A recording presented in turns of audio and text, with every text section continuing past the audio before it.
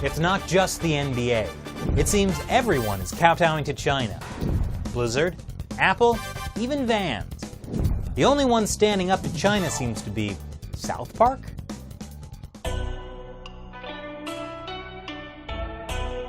Welcome back to China Uncensored. I'm Chris Chappell. The Chinese Communist Party spent the week being very offended. Their public enemy number one? The NBA.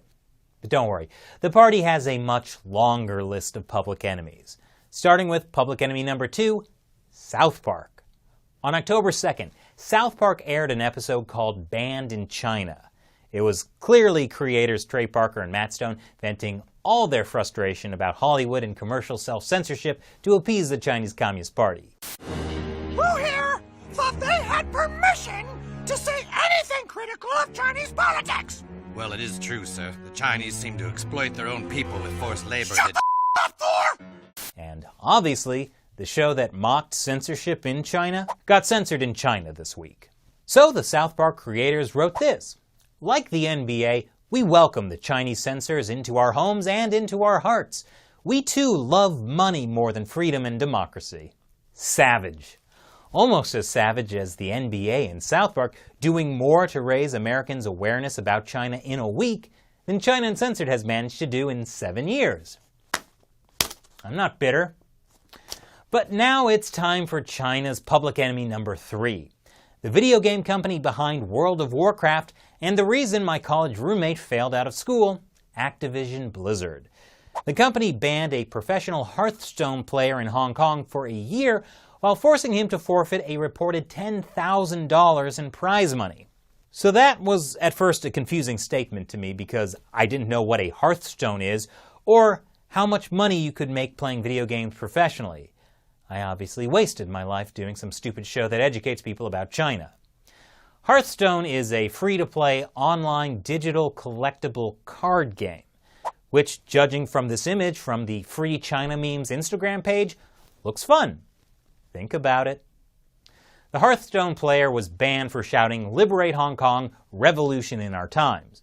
And Blizzard bars any players for engaging in any act that, in Blizzard's sole discretion, brings you into public disrepute, offends a portion or group of the public, or otherwise damages Blizzard's image. Clearly the player needed to be banned for supporting the people of Hong Kong because that offended an important group of the public, namely China's communist authorities. On the other hand, Blizzard may also have to ban itself because their move offended all the members of the public who support freedom in Hong Kong. There's talk of a global boycott against Blizzard. And more unity from Democrats and Republicans. Democratic Senator Ron Wyden said Blizzard showed it is willing to humiliate itself to please the Chinese Communist Party. Republican Senator Marco Rubio said, "Recognize what's happening here. People who don't live in China must either self-censor or face dismissal and suspensions. China using access to market as leverage to crush free speech globally." Wow, reminds me of how YouTube demonetizes our Hong Kong episodes because they're not advertiser-friendly. Okay, so Blizzard might be the most hated video game company in the world right now, even more than EA. But at least Activision Blizzard successfully got out in front of this and avoided becoming public enemy number one in China, right? Well, unfortunately for Activision Blizzard, karma is a very nasty lady.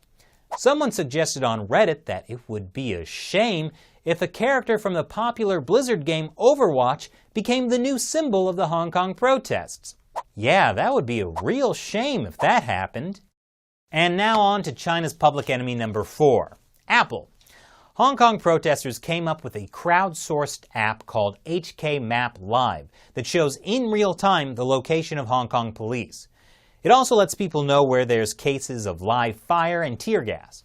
The Chinese regime demanded that Apple remove what they call toxic software. Makes sense. For the Chinese regime, factual information is very toxic. What did Apple do? They removed the app, as well as the app of online media Quartz, which has been reporting a lot on the Hong Kong protests. And the latest update to the iPhone censored the Taiwan flag emoji in Hong Kong and Macau. Yeah, that'll stop dissent. Not like China's public enemy number 5, though, Vans.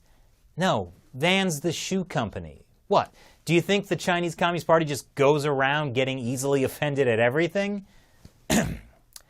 Every year, Vans holds what they call the Custom Culture Competition. People get to submit their own shoe designs, and the winner of an online vote gets $25,000 and their design manufactured by the brand. Well, this year, this was one of the top designs, with tens of thousands of votes, a Hong Kong protest shoe. I would buy that. Except before the contest was over, Vans announced in a Chinese and English statement on Facebook that a small number of artistic submissions have been removed. Bet you can't guess which. Honestly, it seems like Vans will let China walk all over them.